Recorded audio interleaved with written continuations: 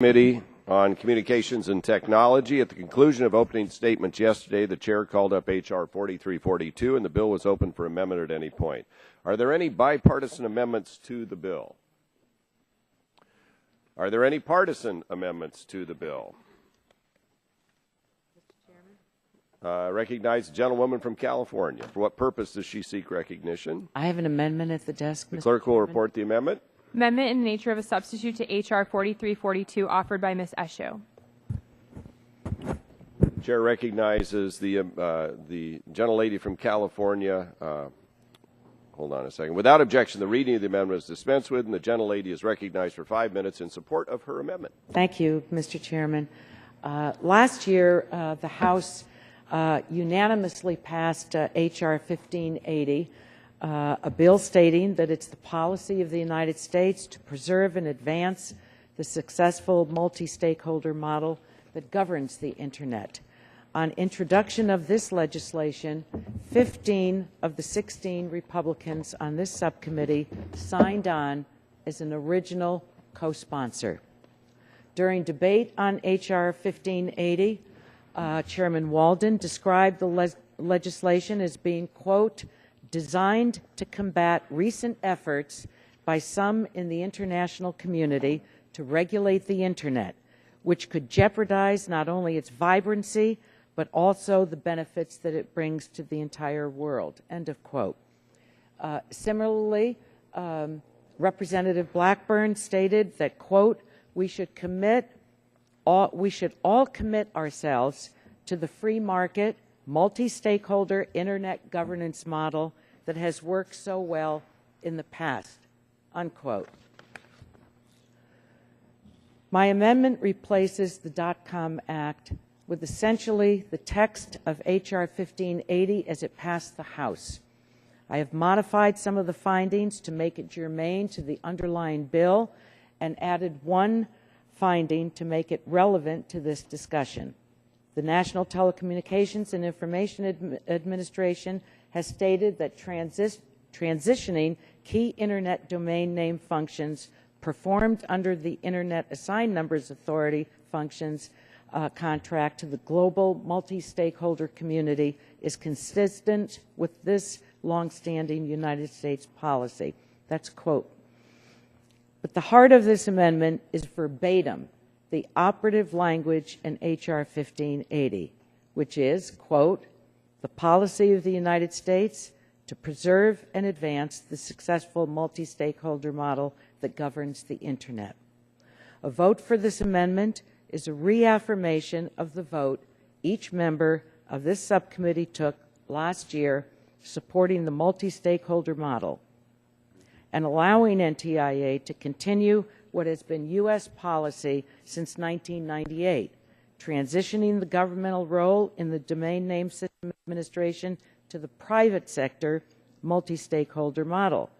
I want to add, Mr. Chairman, that there is no plan to turn the Internet over to rogue governments. The plan is to stick with the plan, and the plan always was, from the moment ICANN was created 14 years ago, to move it away from NTIA oversight to a multi-stakeholder approach. It's not a conspiracy or a digital black helicopter. It's a plan, and I think it's time to move forward with it. We have voted for it in the past. We have accepted that model. It has been U.S. policy, and I believe that the language in this amendment every member is familiar with because 15 out of 16 on your side voted for it. All of our members did. And with that, I will yield back the balance of my time. Gentleman yields back the balance of the time. Chair recognizes himself to speak against the amendment. I appreciate the gentlelady's words, and especially the most eloquent words restated that were my words. Thank you for that. And I still stand by those words. And I just wish that our friends on the other side of the Capitol would bother to take up that resolution, which we negotiated between ourselves and passed, I think, unanimously in the House, and actually pass it into law so that the President could sign it. because that is an important document, and we've already passed it. However, that has nothing to do with what we're talking about today. What we're talking about today is much similar to what the former Speaker of the House told the National Association of Counties about Obamacare. We have to pass it so you can find out what's in it. All we're saying today is let's find out when NTIA comes back with the proposal from ICANN, that they come to the Congress, they come to the Government Accountability Office, and give the Government Accountability Office the time to review the proposal that none of us has seen, none of us knows what's in. And I think given the magnitude of what could be brought back, we as the Congress, the representative of the people who have spoken unanimously in support of a multi-stakeholder process and government-free or internet-free from government control, should at least pause long enough to have an independent, nonpartisan body we all respect, look at whatever ICANN comes back with and NTIA comes back with and say, what effect does it have? What's it really mean for the internet? I'm not going to buy a pig in a poke. I'm not going to subscribe to the notion that whatever NTIA wants to do, they get to do, and we will have no say or even evaluation in. I think it's our basic responsibility to know what this proposal, that we don't know yet because it hasn't been negotiated yet and it could be several years from now, is going to mean to the internet. And I raise all those questions and those points because I've actually read through the contract. I don't know if you've read through the contract, but the contract between NTIA and ICANN. And there are some really important provisions in this contract that in effect would go away. Provisions like saying that the ICANN must be incorporated here in the U.S., operate under U.S. laws, that they're required to work constructively with all parties to ensure quality and satisfactory performance of IANA functions. Would that provision go away? Well, I don't know, because we don't know what the proposal is, but we do know that we'd trash the contract, perhaps not. Why wouldn't we want to know that? We say that in the contract today that serves so well. I mean, this is the thing. The Internet's worked well with the contract in place with ICANN.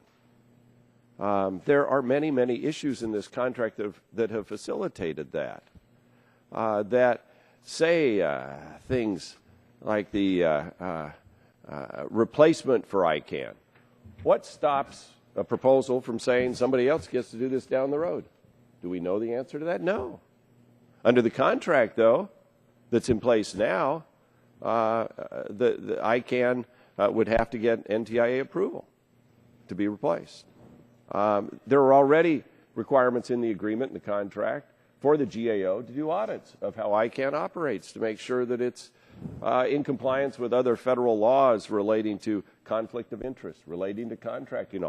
We don't know what the next agreement may be. And why would we take the American people out of that discussion?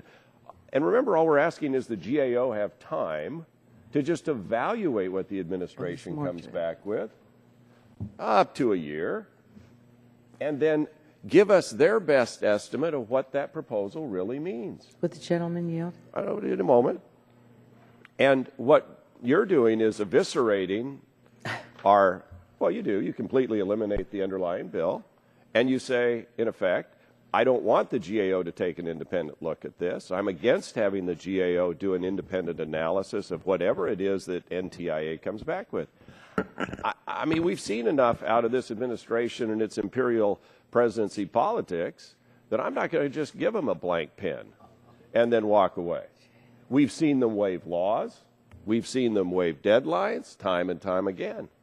And so I don't understand why it's so onerous to have the GAO simply take a look at the proposal, do a thoughtful, careful analysis of what it might mean to the future of freedom on the Internet before the federal government and whatever administration is in charge acts. Because remember, this could be 5 years out. The Obama administration may be gone. It may be a Republican administration that actually negotiates this. And my friends on the left may actually wish they had had a GAO take a look at it. What if it is something you disagree with? I think as Americans, we should have the right and expect the accountability, transparency of the GAO to give us their counsel. I apologize. I've overspoken my time, and I yield back the balance. Other members seeking recognition, I recognize my friend from Pennsylvania, Mr. Doyle. Thank you, Mr. Chairman, and I want to yield to Ms. Eshoo. I thank the gentleman. I thank the chairman for his quote explanation. Mr. Chairman, what you said was inaccurate. This side offered, through me, to your staff that we would accept a GAO report. So that simply is not the case. But and that was rejected. It was the first thing that we offered. But we are not, let me finish. Well, let me respond. When no, no, because it's my time. It was the first thing that we offered. We stand by that. We're not opposed to the GAO examining this, but you had additional language in the underlying legislation that just ties the hands of the administration and NTIA behind their back. So you have something underneath it. You have the thorn underneath it. So if this is legislation directed at the president whom you can't stand, I don't think that's a good way to legislate. But I can't remove that from you, but you're the one that said it. But please don't mischaracterize our support of a GAO report, because it was the very first thing when you had our staffs negotiate, and it was rejected out of hand. There's more to that, as you know. There isn't any Will you yield? more to that. Yes. Because there is. Well, will you yield so I can explain the truth? No, you can use your own time on that. Mr. Chairman, I believe it's my time. It is. In the interest of time, I will yield to you. Thank you.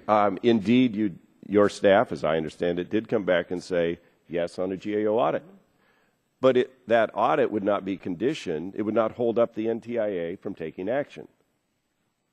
What the underlying bill says is before the NTIA signs off on this proposal, we, the Congress, the representative of the American people, will know what it really means.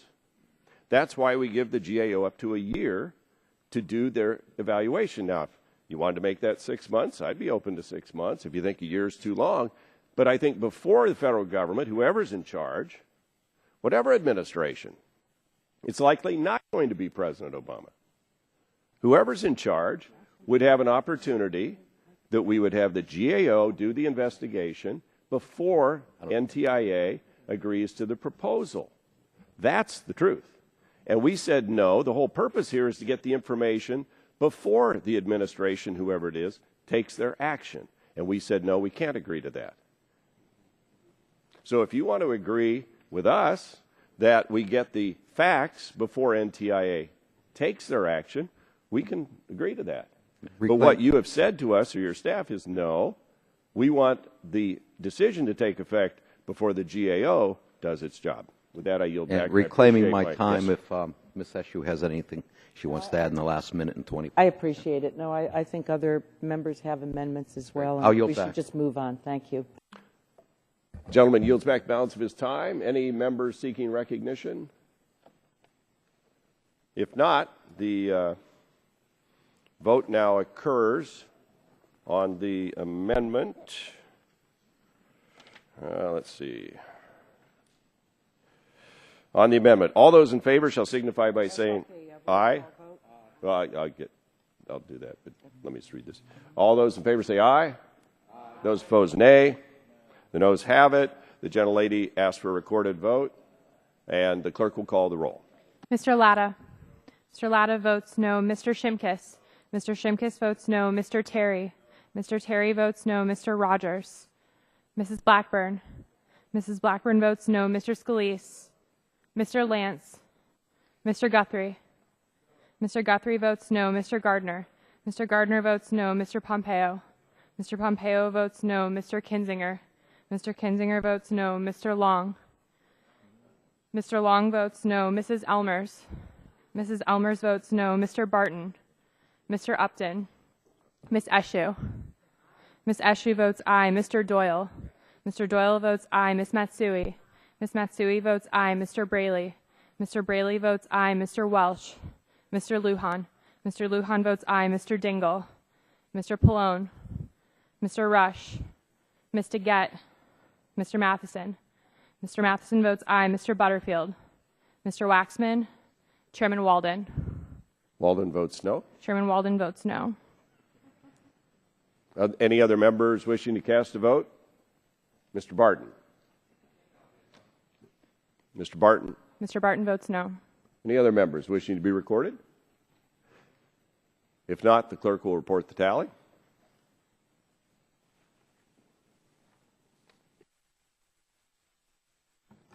Mr. Chairman, on that vote, there were 6 ayes and 12 nays. 6 ayes, 12 nays. The amendment is not agreed to.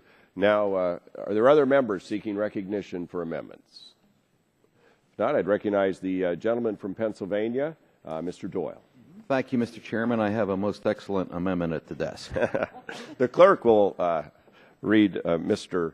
Doyle's most excellent amendment. Thank you. Amendment to H.R. 4342 offered by Mr. Doyle of Pennsylvania. Without objection, the reading of the amendment dispensed with. The gentleman from Pennsylvania is recognized for 5 minutes. Thank you, Mr. Chairman.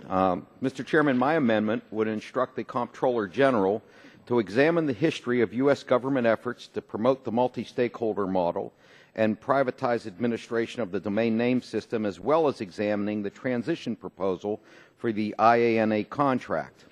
We've heard supporters of the DOTCOM Act claim that this is just about Congress requesting a GAO report, and that Democrats are opposing a transparency in the way NTIA transitions management of the domain name system. But we're not against GAO doing a report, and we believe there should be transparency and a better understanding of the way ICON functions. What we are against is arbitrarily tying NTIA's hands and interfering with the multi-stakeholder process that members of this committee have all voted to support numerous times. We have heard concerns from supporters of the multi-stakeholder model that the DOTCOM Act is at odds with the long-standing American commitment to a global Internet free from government control. The underlying bill reflects a fundamental misunderstanding of the U.S. government's role in Internet management. The technical functions of the Internet domain name system have never been controlled by the United States. The bill refers to the relinquishment of the responsibility of the National Telecommunications and Information Administration over Internet domain name system functions. The NTIA has no legal or statutory responsibility for management of the Internet domain name system. The NTIA has acted as a steward for the Internet and played a symbolic and largely ministerial role through the IANA contract. Furthermore, this role was always meant to be temporary. NTIA originally intended for it to end by the year 2000. My colleagues and I are not opposed to doing a GAO study. In fact, we can request a GAO study here today on a bipartisan basis without any legislation. But in the spirit of transparency and accountability, my amendment would have the GAO examine this effort about which there seems to be some misunderstanding. I also appreciate my colleagues' concerns that authoritarian regimes may try to hijack any forum or process related to Internet governance. But it is precisely because of these concerns that we must recommit to the multi-stakeholder model. All of us want to see the successful bottom-up approach to Internet governance continue. Anti-democratic nations use the IANA contract as a fig leaf to falsely claim that the U.S. government controls the Internet and argue for a greater role for government entities like the United Nations. NTIA's transition process will make it clear once and for all that this is not the case. However, I understand that my colleagues across the aisle have concerns about this process. My amendment preserves a role for the GAO to analyze a transition plan put forward by the global community. What it does not do, however, is allow the GAO report to be used as a restriction on NTIA's authority or an artificial excuse for delay. This is a common-sense, excellent amendment that would produce a GAO study that would actually inform the Congress and enhance the multi-stakeholder governance model for the global Internet that we all on this committee support. I urge my colleagues to support this amendment. And with that, Mr. Chairman, I will yield back my time. On your most excellent amendment. Thank you, Mr. Doyle. Most excellent. I'm not sure I'm going to be supporting. I recognize the chairman from Illinois, or the gentleman from Illinois. Thank you, Mr. Chairman. I appreciate my colleague from Pennsylvania's explanation because he explained the amendment well, and that's why I asked my colleagues to be opposed. The whole idea is to put some teeth into this process. The whole idea of having a deadline, what good is it if we get a GA report that asks very important, significant questions about this transition, but the negotiations go on without it? And we all have the authority to ask for a GAO report on our own. That's why this piece of legislation was important, is because our transition is conditioned upon us getting this GAO report, which is nonpartisan observation and analysis of the transition and its benefits and maybe its deficiencies. And it conditions our ability to move forward on us evaluating that report.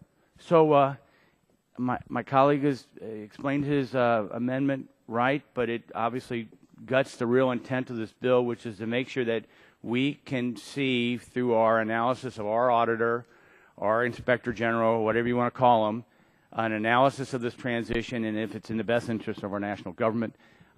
So I'd ask my colleagues to oppose it. And Gentlemen, you. I would yield to Mr. Walton. I appreciate the gentleman's thoughtful comments on Mr. Doyle's excellent but misguided amendment. I appreciate that. Once again, Once again, I would just point out that what Mr. Doyle's amendment does is have the study, but the study after NTIA perhaps has already taken action. All we're saying is let's get the facts first. Let's have the people of the United States and the representatives they send to this body have an opportunity to know from the GAO's expert and independent analysis whatever the proposal is that NTIA negotiates means. And I don't understand why that's such a hardship. It gives them a year to do it.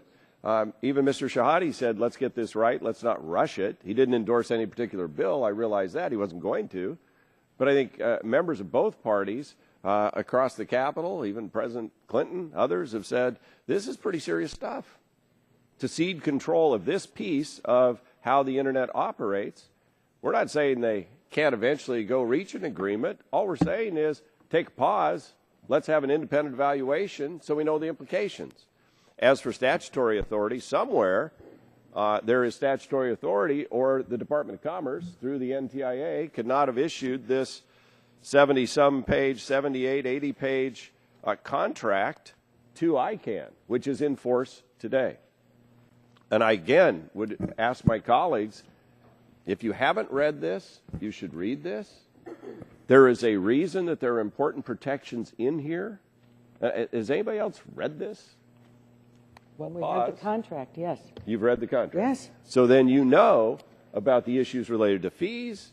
You know about the issues relating to patent protection. You know about all the protections in here that have been the underpinning for the free and open Internet and the way ICANN has worked, and IANA. And so this is what I get back to. Why wouldn't we want to have the GAO evaluate whatever the proposal is before the government, whoever's in charge, agrees to the proposal? We're just saying pause, take a wait, let's find out what's in it. Let's not put our heads in the sand. Let's not just trust, let's trust and verify. Let's figure this out. And so for the life of me, I don't understand. We all support the multi-stakeholder Internet national process that we've talked about with ITU. We don't want the United Nations taking over total Internet governance and do so at these various conferences, as they've tried to do. This is a little different piece of that, but it's a very important piece of that when the administration on its own says, let's go forward with a proposal to transition the United States out of any oversight over ICANN or over IANA. All we're saying is before that happens, let's find out what it means. I think that's a prudent way forward to govern. I yield back to my friend from Illinois. And thank you, and I'll use the final 30 seconds. We're not used to, as members of the House, addressing international treaties and obligations, but the Senate does have the right to confirm treaties. All we're saying is we need to have the opportunity to observe this movement through a GAO report And in this environment, I think it's better to trust and verify than just trust. And I yield back my time. Gentleman yields back balance of his time. Chair recognizes the gentlelady from California, the ranking member of the subcommittee, Ms. Eshoo. Thank you, Mr. Chairman. I rise in support of Mr. Doyle's amendment. It makes our position on this side absolutely crystal clear. The Democrats support a GAO report. That's the first point. The second point is something that you have raised more than once. Have members read? Have members read this? Have members read that? I would suggest that members go back and read what they voted for. And today, you are unraveling exactly what you voted for, with the House confirmed on a unanimous vote of 413 to 0. I think that this bill should be called the DOTCOM Act, because there is a belief on your side, stated by you actually, that there's some kind of conspiracy in this, and that the president, somehow the president is going to take this and leapfrog over and hand over the internet to rogue nations. I don't know what's happened to this committee since this thing was introduced, but this has gone so far off the tracks that it's a source of embarrassment to a committee that has operated, for the most part, in a very respectful, bipartisan way. Well, and so I'd be happy to yield. Yeah, I mean, the United States doesn't control the internet. We don't want any government to control the internet. That we've all said this publicly and voted as such. What you're doing is feeding right into these other governments who are claiming falsely that we control the internet. This feeds right into their hands for these governments that are looking to put this in the hands of NATO. The best way to stop a rogue government from trying to take this out of a free internet with no government interference and take it over to NATO is to let the multi-stakeholder process continue as it was always planned to do, and as we have all voted to allow to go forward. What unfortunately Mr. Shimkus's bill does is promote this idea that we somehow control this internet, and other governments use this very tactic against us. I yield back to Ms. Eshoo. Just for clarification, it's not my comment. no. Well, I think you meant United Nations, not NATO. Yes, I'm sorry. Thank you, Mr. Chairman. I meant the United Nations. It's actually not in our bill either. Thank you. Yield back. Gentlelady yields back balance for time. Any other members seeking to speak on this amendment? Mr. Chairman. Let me check on this side. Any other members on this side? Nope. Recognized gentleman from New Mexico, Mr. Lujan. Mr. Chairman, I move to strike the last word. Mr. Doyle is offering a very simple, straightforward amendment requiring the GAO to conduct a study. I think we've been talking about that quite a bit. Democrats are not opposed to a bill asking the Comptroller General to study this complex issue. We're not even opposed to the GAO taking a look at the transition proposal after it's been submitted.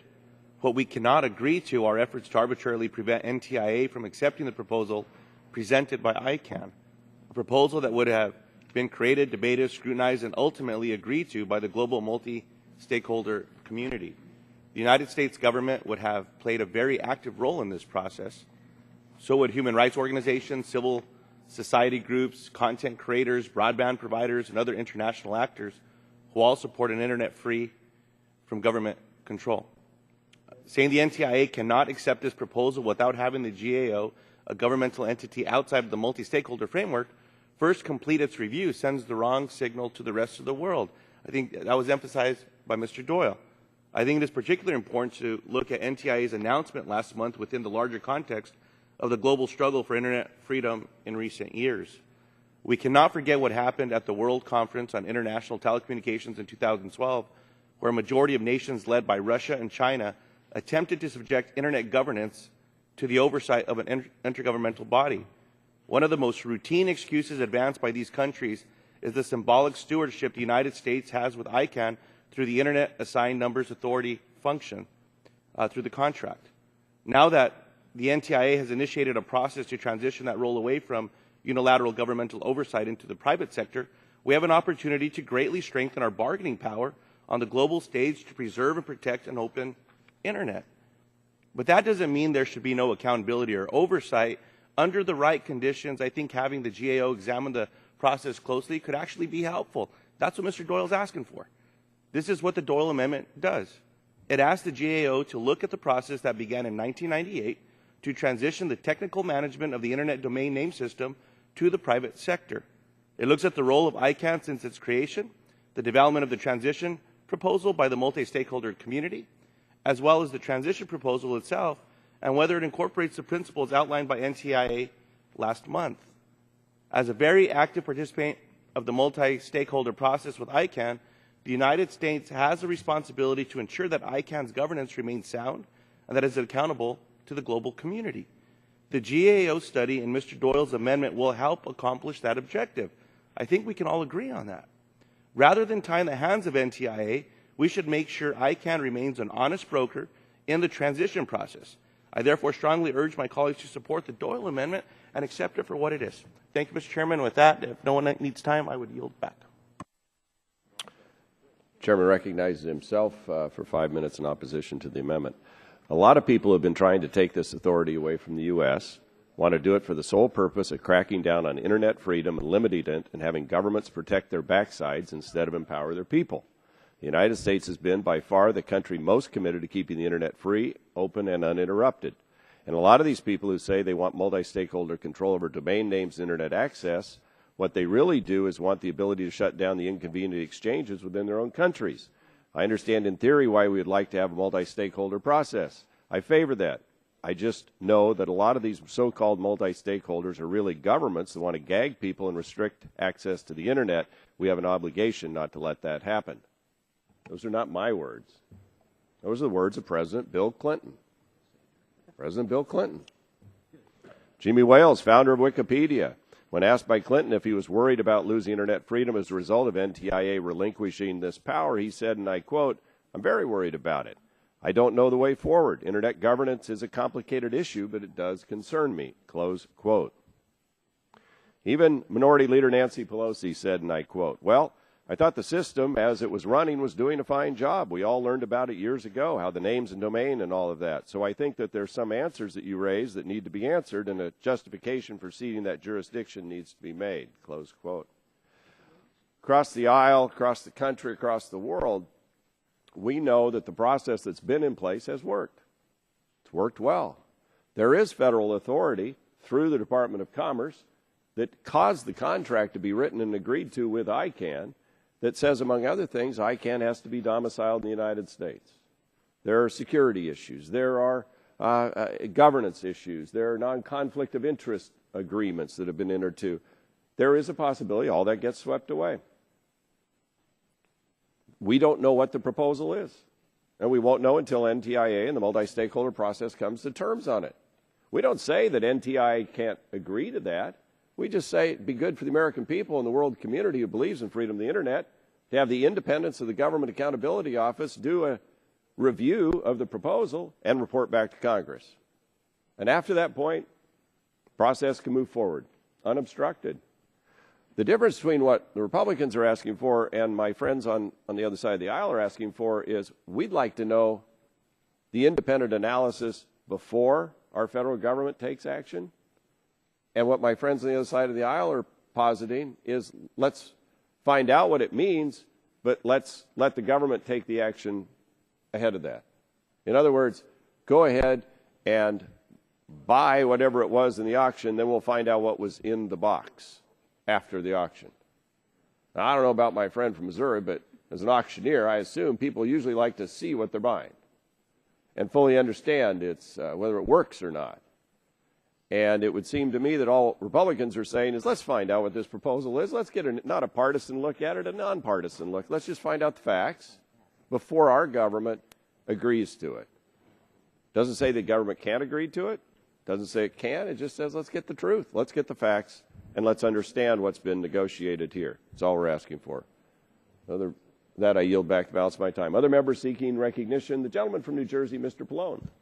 Thank you, Mr. Chair. And I move to strike the last word and speak in support of the Doyle Amendment. My Republican colleagues have been quoting President Reagan. I guess it's President's Day. You moved to President Clinton. And they've been quoting President Reagan saying all this bill is trust but verify. They tell us all they want is transparency and to get more information about the process of transitioning domain name system management. And that's something we can all support, and that is exactly what the Doyle Amendment does. The Doyle Amendment would have the GAO study U.S. government efforts to promote the multi-stakeholder model and privatize the administration of the domain name system, as well as examining the transition proposal for the IANA contract. I think this analysis would really enhance our understanding and discussion of the concerns we've heard today.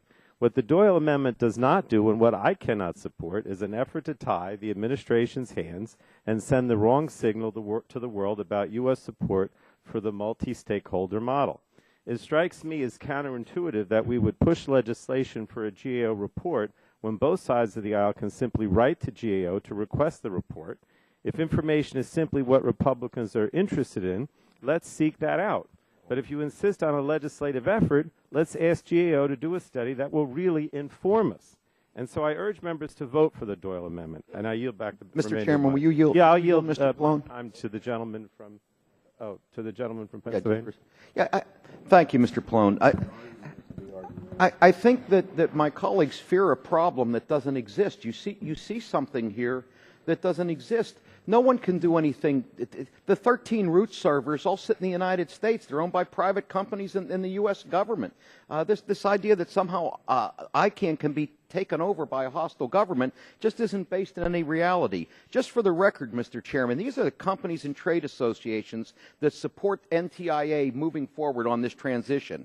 AT&T, Cisco, Google, Mimecast, Mozilla, Newstar, the U.S. Chamber of Commerce, the U.S. Council for International Business, Verizon, Wikipedia, Computer and Communications Industry Association, the Internet Infrastructure Coalition, the Internet Governance Coalition, the Motion Picture Association of America, the Telecommunications Industry Association. Mr. Chairman, there's nothing to fear from this process. This is a process that has been anticipated since the year 2000. It's one that we've all voted for and supported. And we need not fear these problems that just don't exist. I'll yield back to Mr. Would Malone. the gentleman yield on that point? The gentleman from New Mexico. Right. Mr. Chairman, what was left out about the Clinton statement, and this has been reported, is what Clinton followed with was whatever you believe about what the NSA has done, what the proposals the president's made to change it, whatever the Internet has flourished in freedom, and people have had access to it. And whether it was trying to keep access open in Iran after their disputed election and the Green Revolution, whether it's trying to make sure you could use it and people could follow your struggles as driving, we've been there on that. Whatever you think is wrong, and all I'm saying is I understand in theory why we should have, why we would like to have a multi-stakeholder process. I favor that. I just know that a lot of these so-called multi-stakeholders are really governments that want to gag people and restrict access to the Internet. But what we're talking about is taking government out, right, Mr. Chairman? And I have quotes here from my colleagues that I agree with. Quote, "We need to send a strong message to the world that the Internet has thrived under a decentralized, bottom-up, multi-stakeholder governance model." One of my colleagues on this committee on the other side of the aisle. We should all commit ourselves to the free market. Multi-stakeholder Internet governance model that has worked so well in the past. Another quote from one of my colleagues here in the committee. I would argue that one of the reasons that the telecommunications and technology industry has been so successful, even in a tough economy, is because the government hasn't figured out how to regulate it and slow it down. So many of the things we can do today and all of the conveniences that have been added through these great new apps, great new technology, has come from this.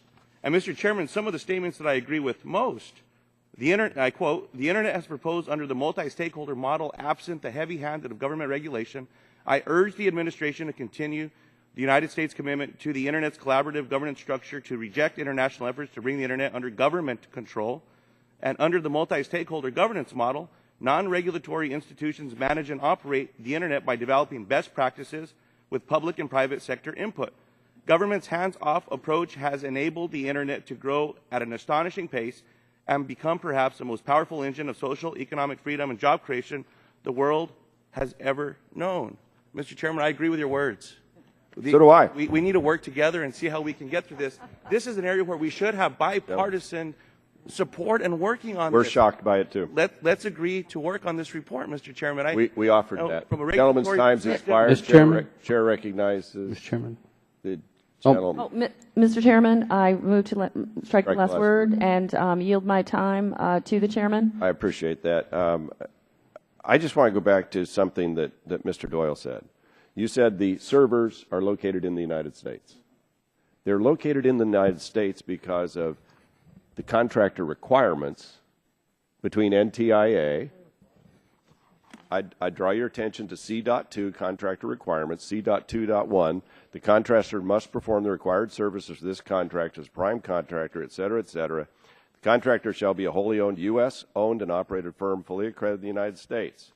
And then it goes into continuity of operations, C.7.1. The contractor shall, at a minimum, maintain multiple redundant sites and at least 2, ideally 3 sites geographically dispersed within the United States, as well as multiple resilient communication paths between interested and affected parties that are enumerated in C.1. ICANN doesn't own the servers. The United States government owns the servers, and private companies own the servers. Right, but as part of the contract with ICANN, they have to maintain. You think they have to be legally incorporated in the United States, correct? Yeah, but they're owned by private companies. No one can stop. You think if the UN but the passes a contract resolution saying they're going to China, that these private companies are just going to say sure? But the contract requires various things, including where they're incorporated. Oh yeah, maybe some of you guys think that. Well, no, I'm reading the language again. I would draw you to the language of the very contract. I think Mr. Barton would like some time. Yeah.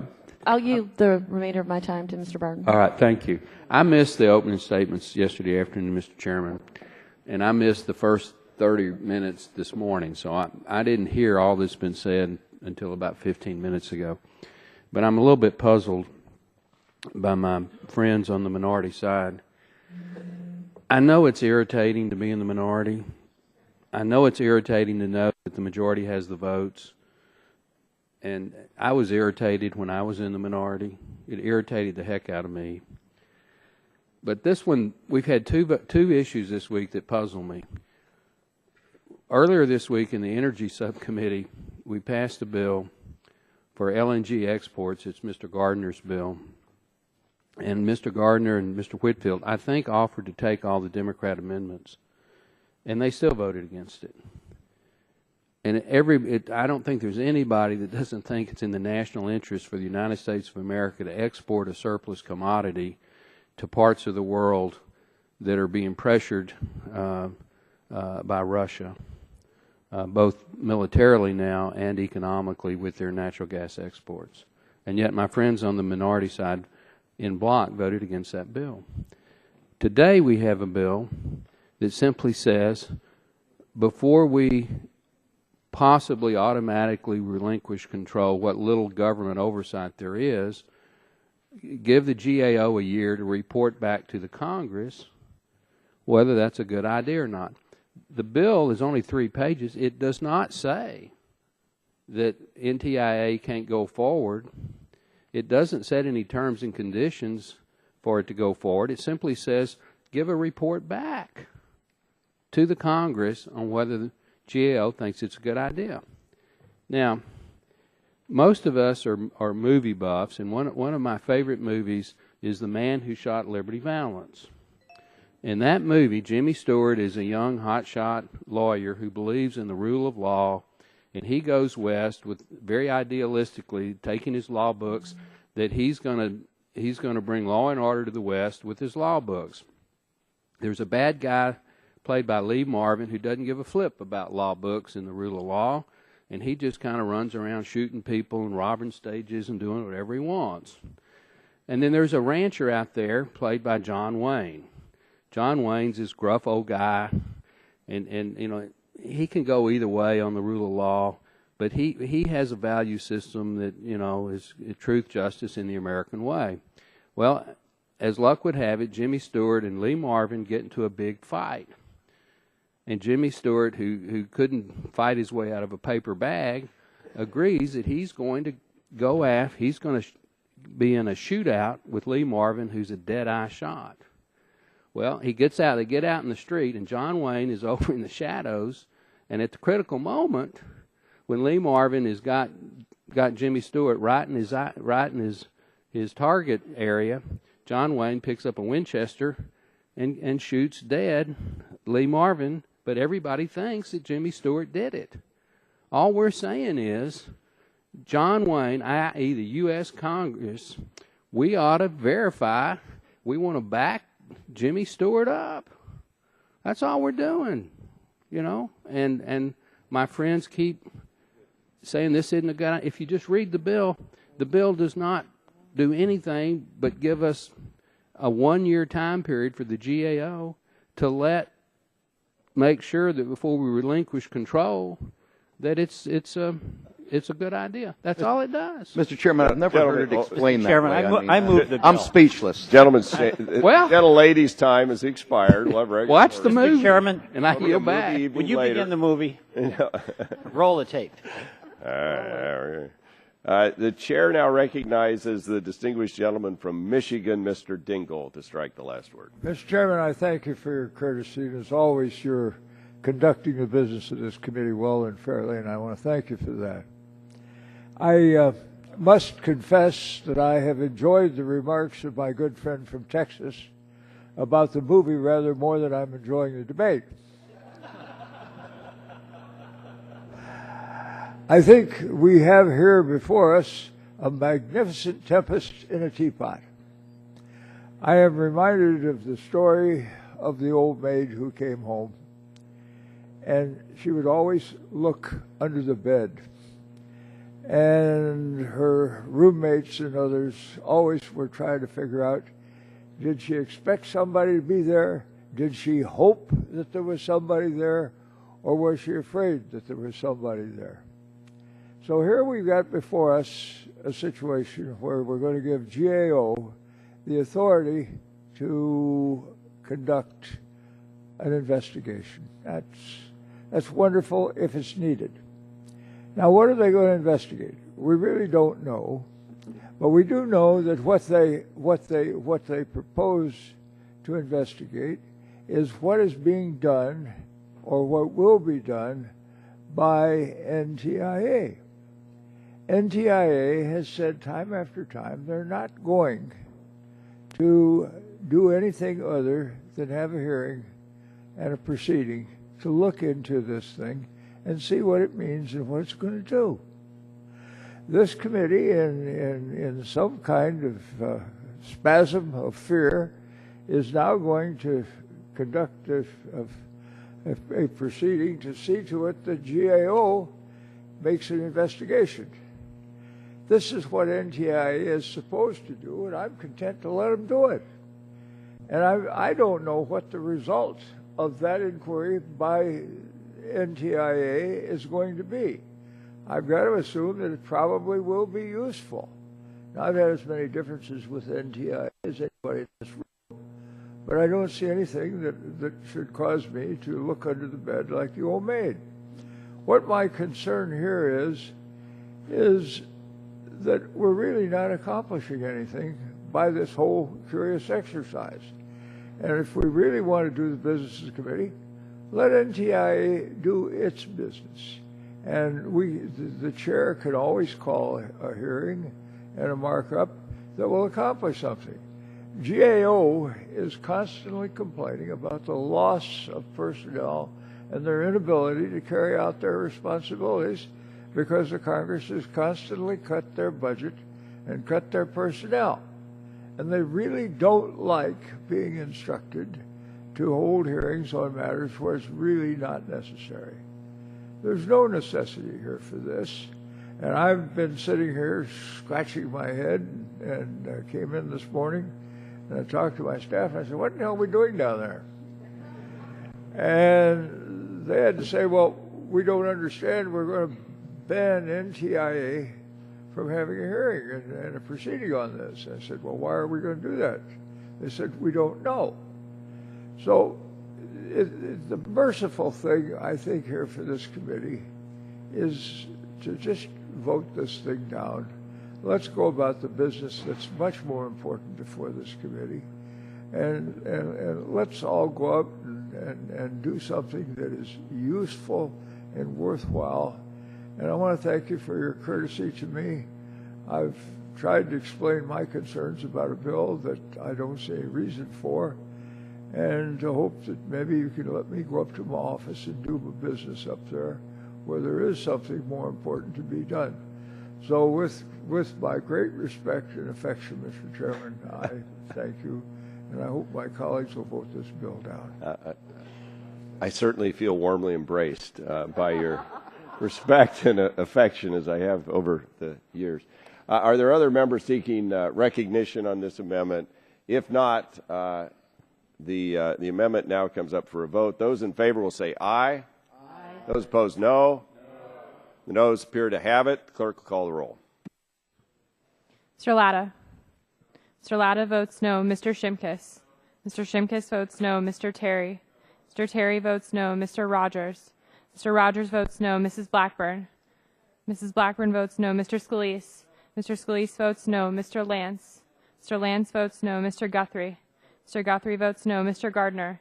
Mr. Gardner votes no. Mr. Pompeo. Mr. Pompeo votes no. Mr. Kinzinger. Mr. Kinzinger votes no. Mr. Long. Mr. Long votes no. Mrs. Elmers. Mrs. Elmers votes no. Mr. Barton.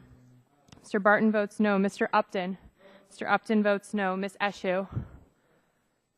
Miss Eshoo. Miss Eshoo votes aye. Mr. Doyle. Mr. Doyle votes aye. Miss Matsui. Miss Matsui votes aye. Mr. Braley. Mr. Braley votes aye. Mr. Welch. Mr. Welch votes aye. Mr. Lujan. Mr. Lujan votes aye. Mr. Dingle. Mr. Dingle votes aye. Mr. Pallone. Mr. Pallone votes aye. Mr. Rush. Ms. DeGette. Mr. Matheson. Mr. Matheson votes aye. Mr. Butterfield. Mr. Butterfield votes aye. Mr. Waxman. Mr. Waxman votes aye. Chairman Walden. Walden votes no. Chairman Walden votes no.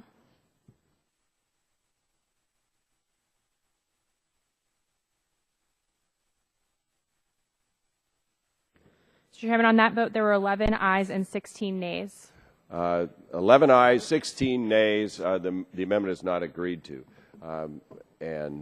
We have votes on the floor, but we're going to try and get in at least another. I don't know how many are left.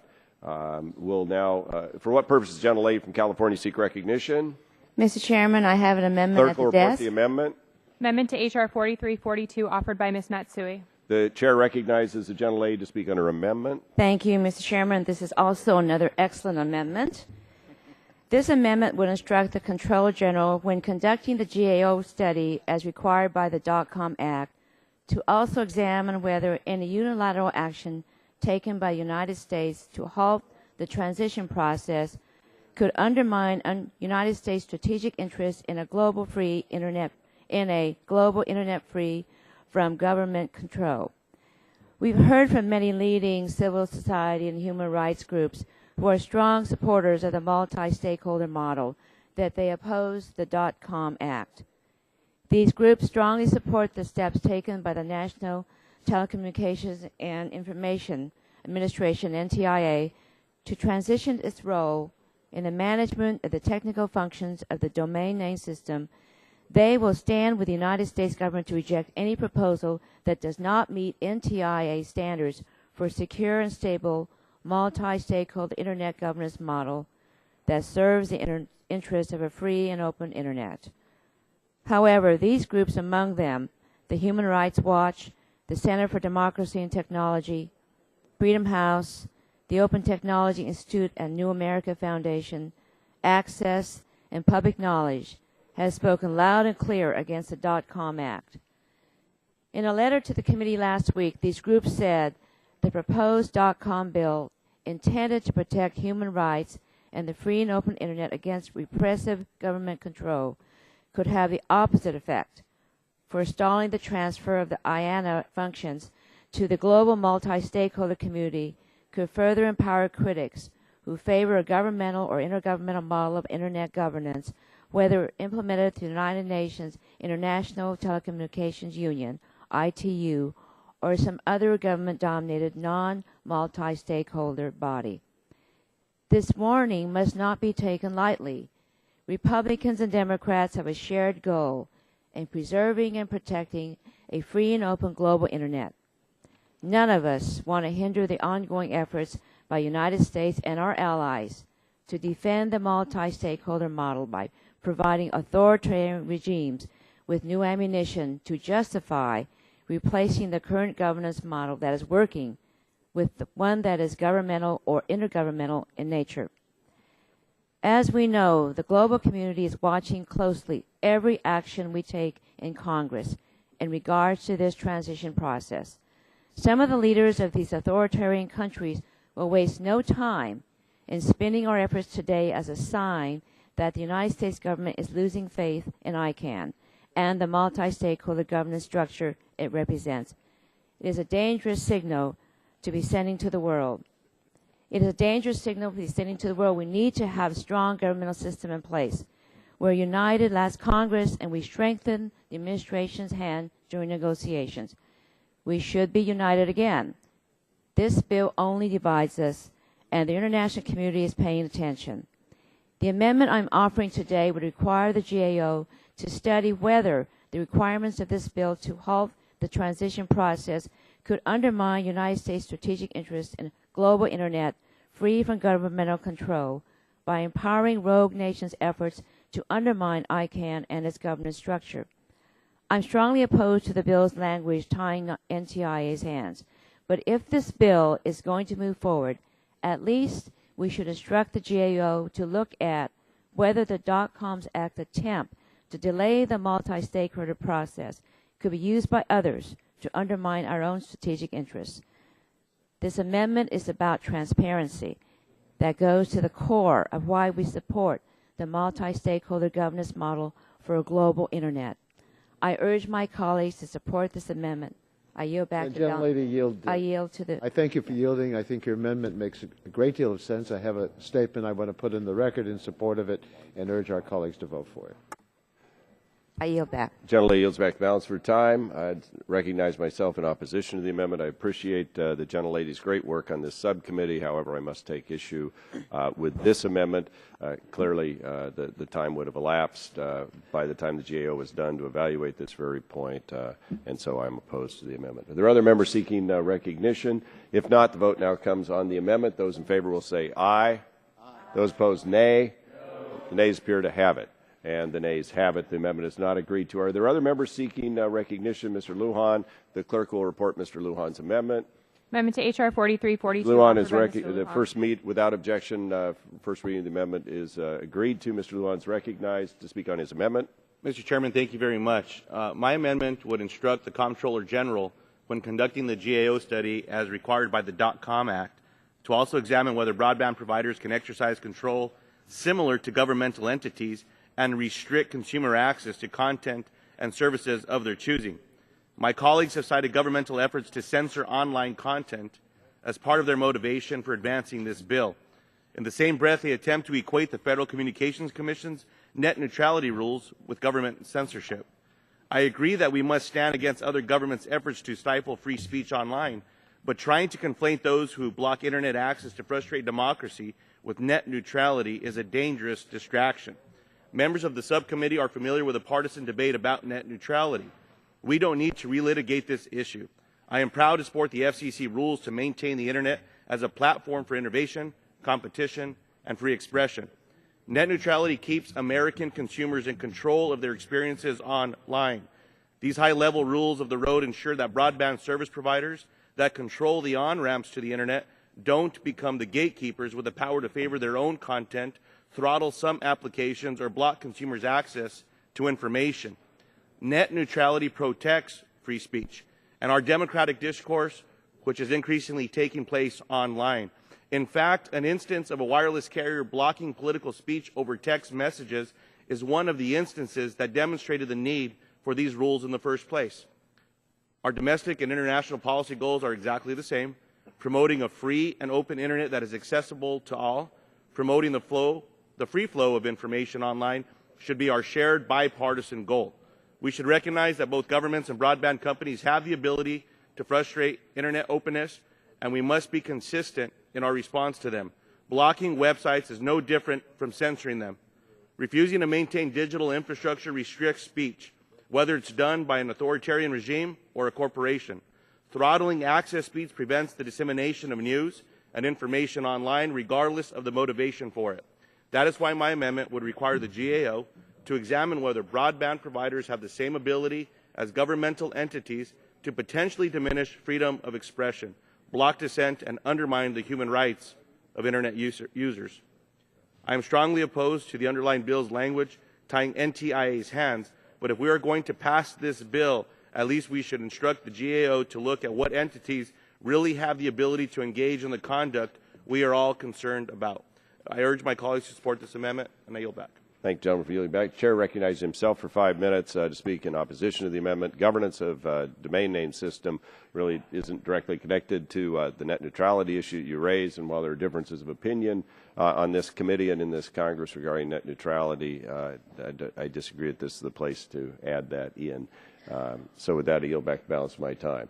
And seeing no one else seeking recognition, the question now comes before us. All those in favor of Mr. Lujan's amendment vote aye. Those opposed, no. The noes appear to have it. The noes do have it. The amendment is defeated. Is there anyone else? The question now occurs on forwarding H.R. 4342 to the full committee. All those in favor say aye. Those opposed, no. But the ayes appear to have it. But on that, we'll ask for a recorded vote. Mr. Latta. Mr. Latta votes aye. Mr. Shimkus. Mr. Shimkus votes aye. Mr. Terry. Mr. Terry votes aye. Mr. Rogers. Mr. Rogers votes aye. Mrs. Blackburn. Mrs. Blackburn votes aye. Mr. Scalise. Mr. Scalise votes aye. Mr. Lance. Mr. Lance votes aye. Mr. Guthrie. Mr. Guthrie votes aye. Mr. Gardner. Mr. Gardner votes aye. Mr. Pompeo. Mr. Pompeo votes aye. Mr. Kinzinger. Mr. Kinzinger votes aye. Mr. Long. Mr. Long votes aye. Mrs. Elmers. Mrs. Elmers votes aye. Mr. Barton. Mr. Barton votes aye. Mr. Upton. Mr. Upton votes aye. Miss Eshoo. Miss Eshoo. Miss Eshoo votes no. Mr. Doyle. Mr. Doyle votes no. Miss Matsui. Miss Matsui votes no. Mr. Braley. Mr. Braley votes no. Mr. Welsh. Mr. Welsh. Mr. Welsh votes no. Mr. Lujan. Mr. Lujan votes no. Mr. Dingle. Mr. Dingle. Mr. Dingle, how do you vote? Mr. Dingle votes no. Mr. Pallone. Mr. Pallone votes no. Mr. Rush. Ms. DeGette. Mr. Matheson. Mr. Matheson votes no. Mr. Butterfield. Mr. Waxman. Chairman Walden. Walden votes aye. Chairman Walden votes aye. Clerk will report the result. 16-9. Are there any other members wishing to cast a vote? Mr. Waxman. Mr. Waxman votes no.